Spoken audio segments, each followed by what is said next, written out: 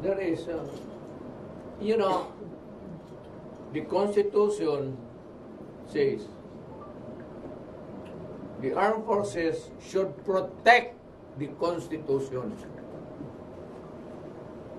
I am asking you now at this early, para hindi tayo magkagulo, huwag na ninyong hintayin, try to assert and protect the Constitution.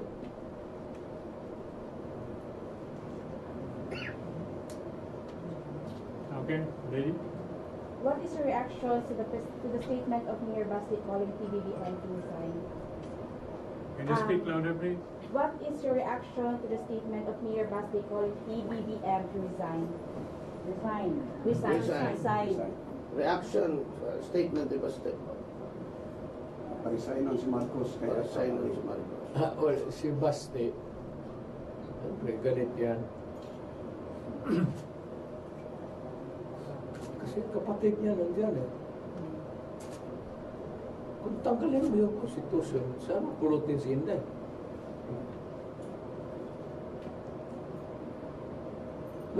Yung kay Basti naman, sentimental, it's a brother to sister. Paborito ni Inday si Basti. So, tanggalan ng tao ng trabaho, Vice Presidente. Meaning to say, Inday is not running this coming 2025. Aywan ko, hindi ko talaga mabasa si Inday. Okay.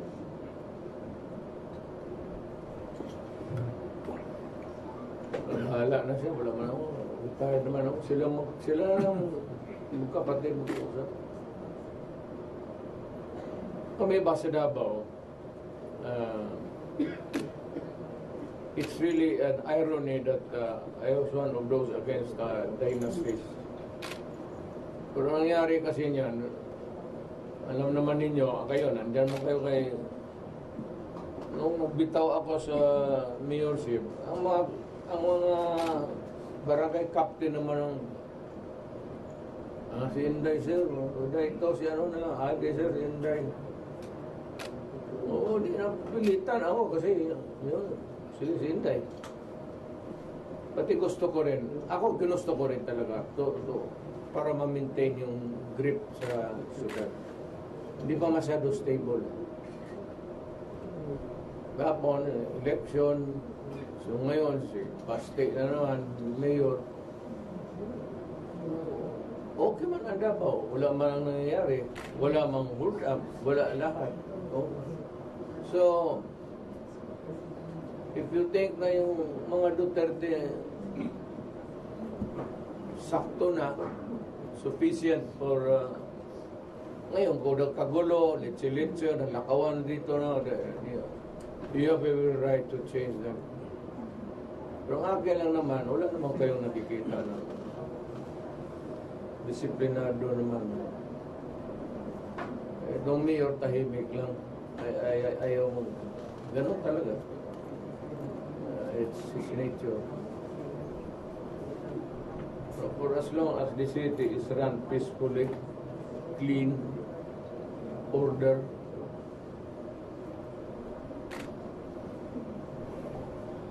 Okay, let's give a respite to our Mayor President at this point. Maybe you can solicit a word from Congressman Alvarez. hindi niyo tinanong si Congressman. May tanong ako, sir. Sikat pa naman yun. May tanong ako. Sige. Okay. Yes, sir. August 22, 2006, when there was a successful gathering of all the local government executives per initiative of your leadership, speaker, sir. Ginawa yung forum na yan sa Bukidnon. The last executive to arrive was Mayor Rodrigo Duterte. Kasabay pa tayo sa isang Hilux nung bumalik tayo sa Davao.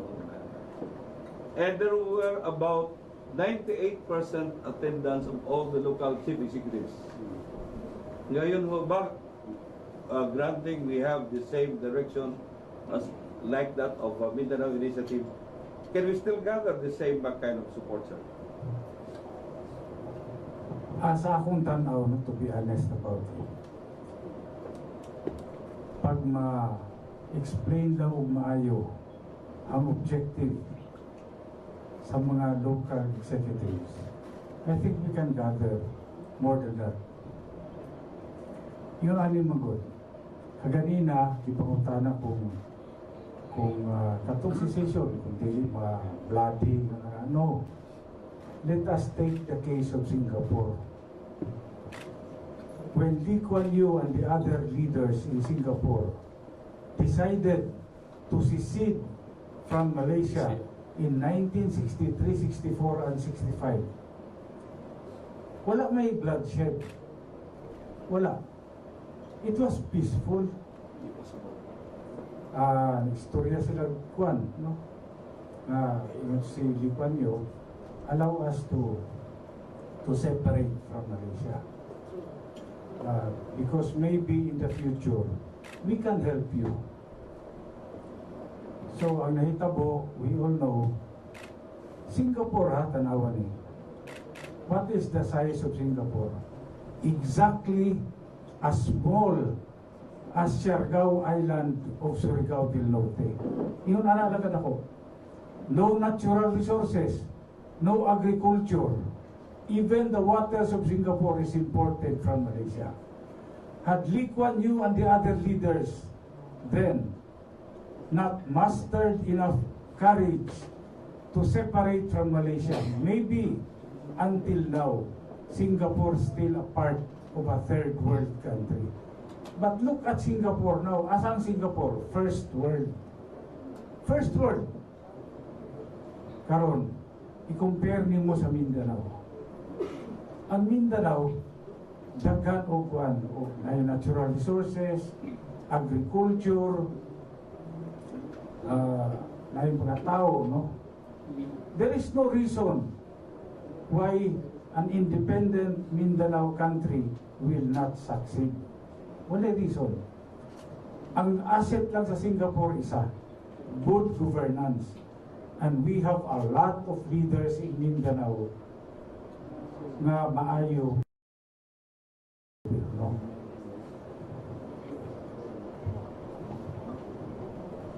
Pwede follow up, sir? Yes. Do you think this will get the support of sir, this movement can get the support of the ordinary Filipinos living in Mindanao? Those who are Ilocanos, Bisaya, Ilonggos, Bicolanos who are here. Ang proseso nato hindi dili shortcut, ha. We have to take the pains of explaining. Pasabto nato ang katawan ug maayo. Pasabto nato. Naaman sila nagpuyo dire sa Mindanao.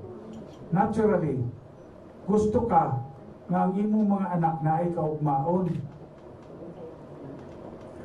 There is no other way for Mindanao to rise except to chart our own destiny.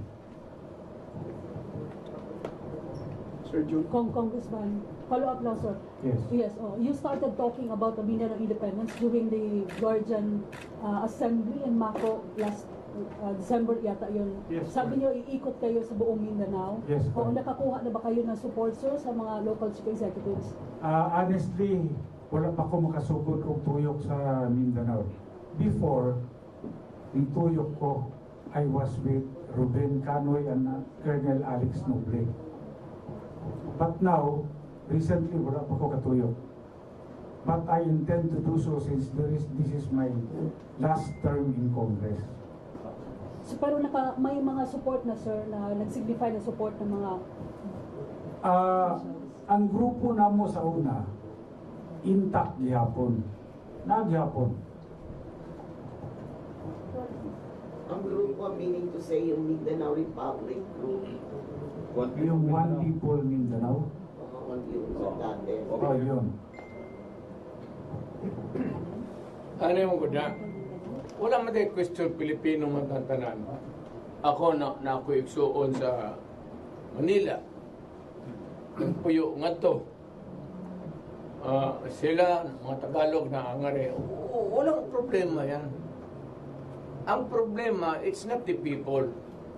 We can always make arrangements kung paano tayo magkasunduan. Ang problema, yung pera, yung taxation, pagbili mo ng gatas, nakapatak na yung buwis dyan, padala lahat yan sa Manila, tapos sila lang ang Congress. Ngayon, nakita mo si Romualdez kung paano waldasin yung pera. Anak ng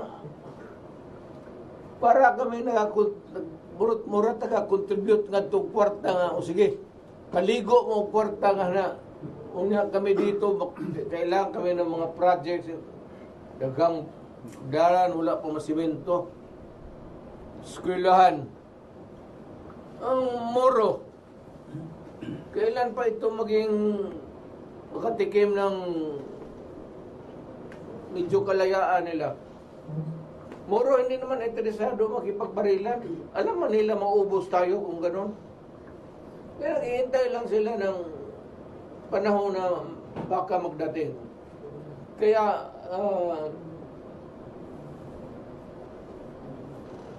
alam ko mga kapatid kong Moro, magkaisa tayo.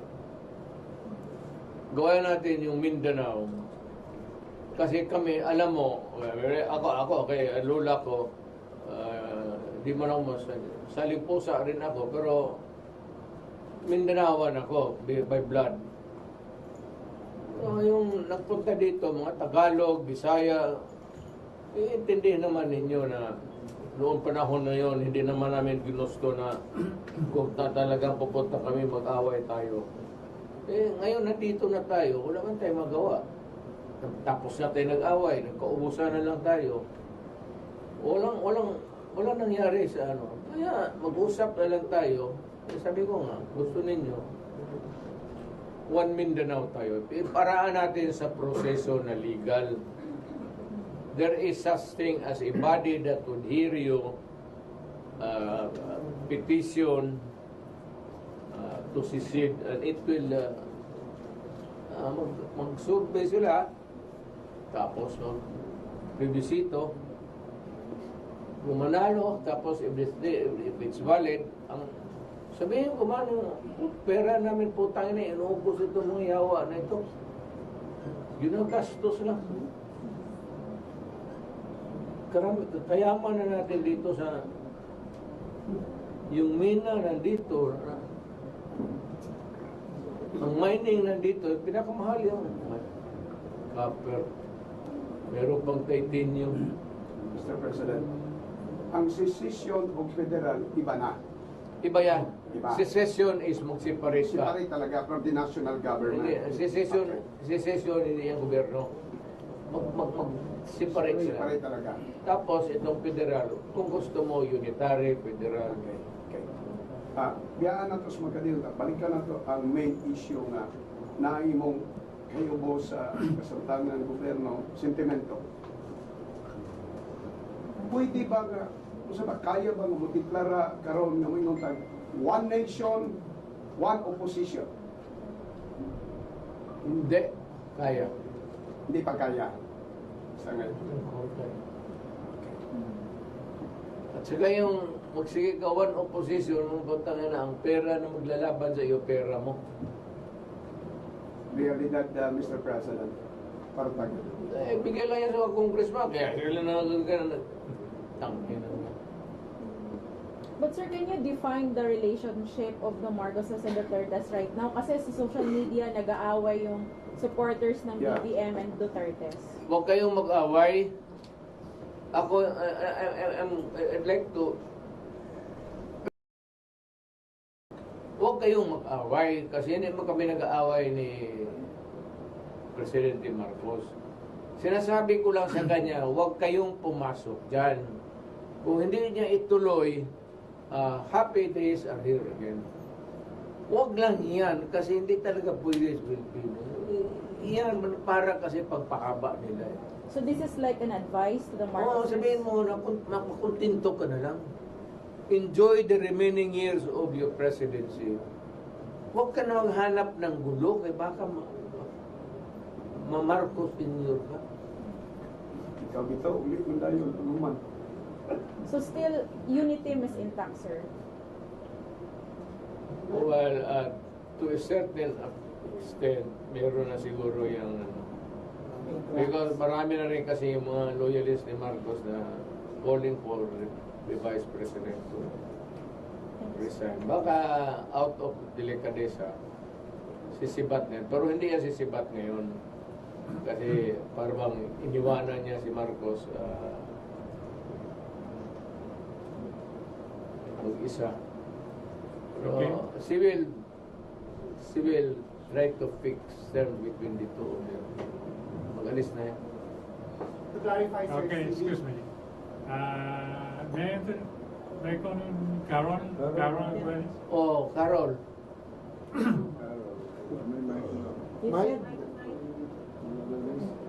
You said that you will file a petition before the Supreme Court.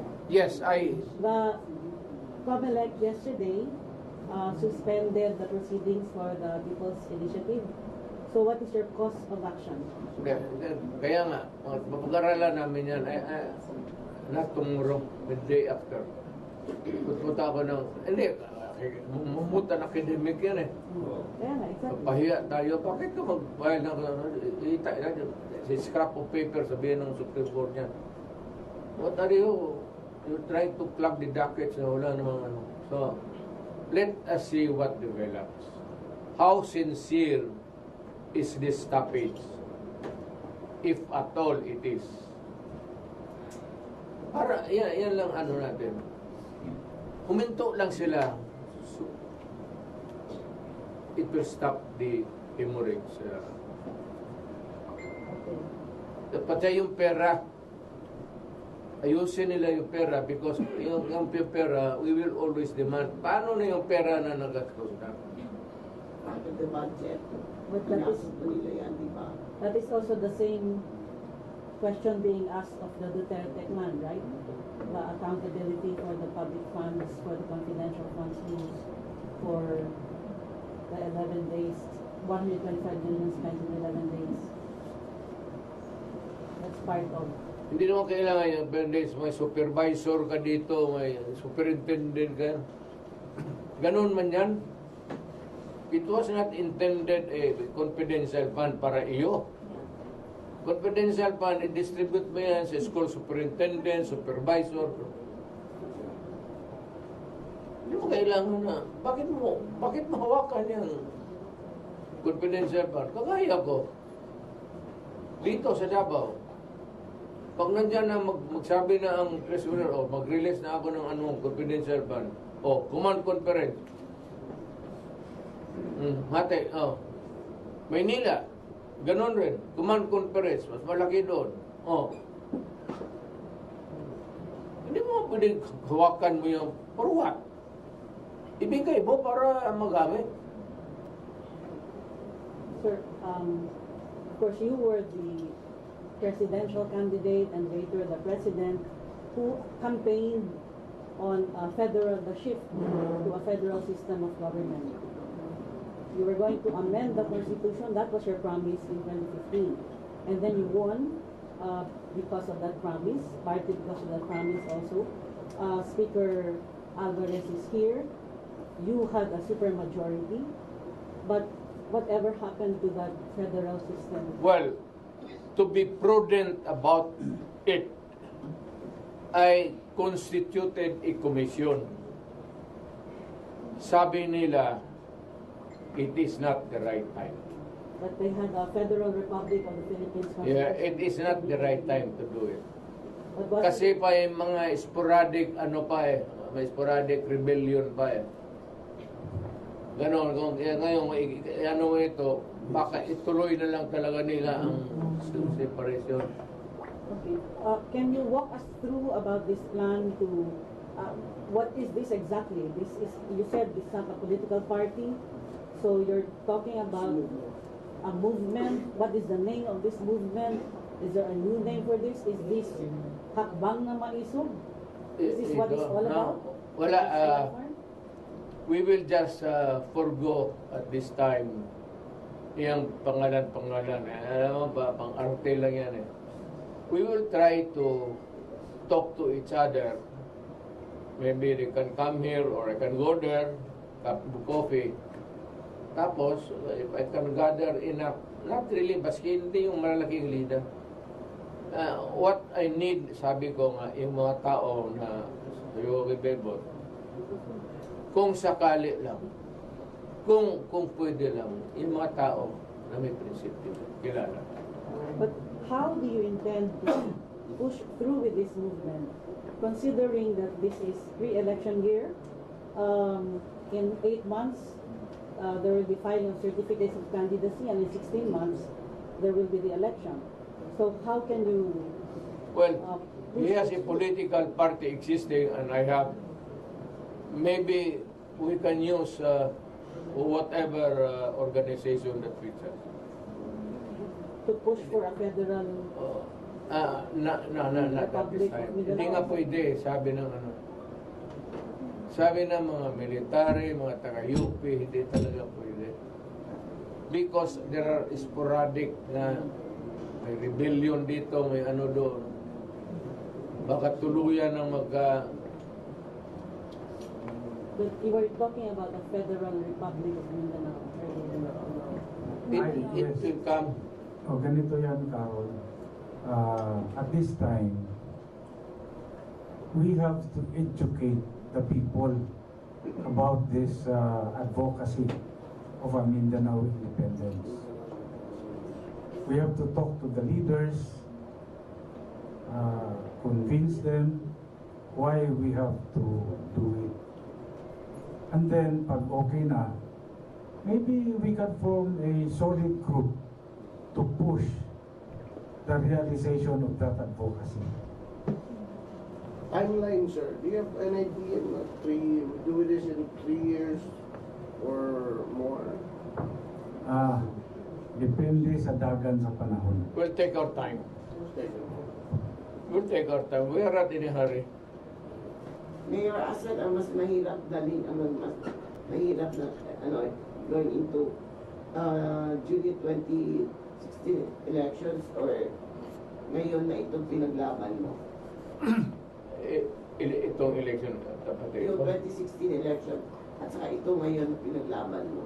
Ito mahirap kasi it's a very touchy thing, emotional ito.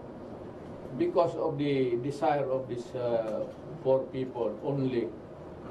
Ng vision eh.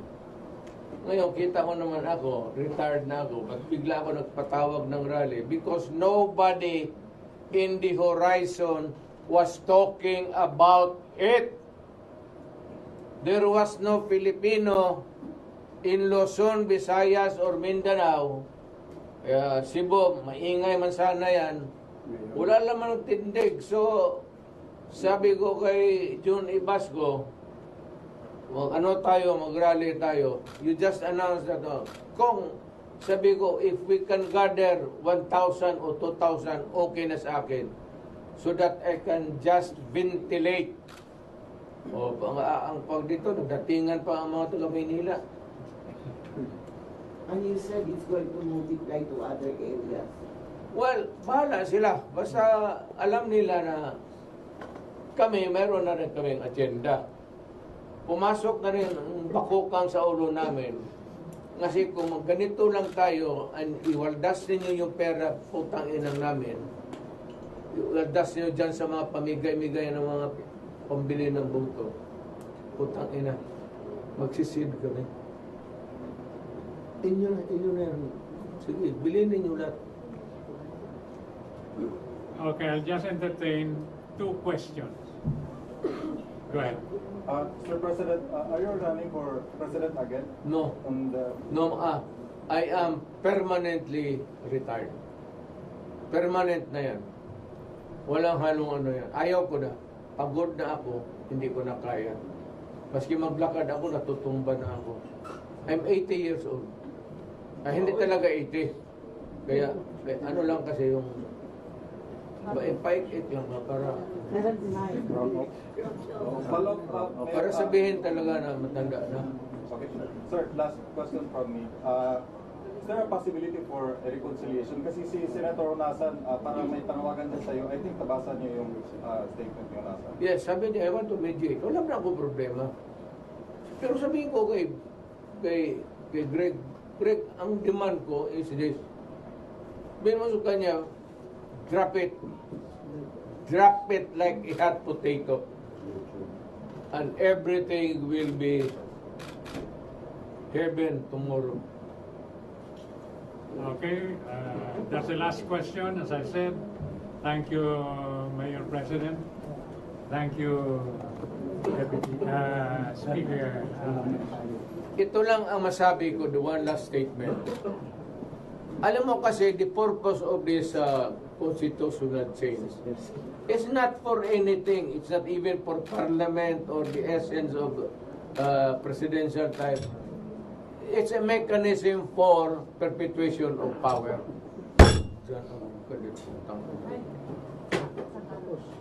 Diyan lang iwan kayo dyan. Bye-bye. Huwag kayo sumabay sa akin.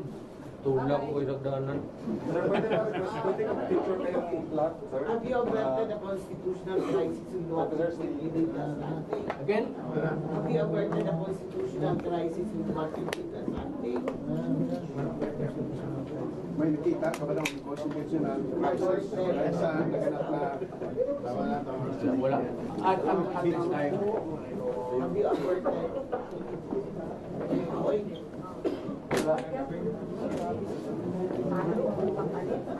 Okay, thank you everyone for coming. John, mauna lang ako sa... Can you just stay behind? I do not want to crowd. Ano, magpito pa ako. Just stay here.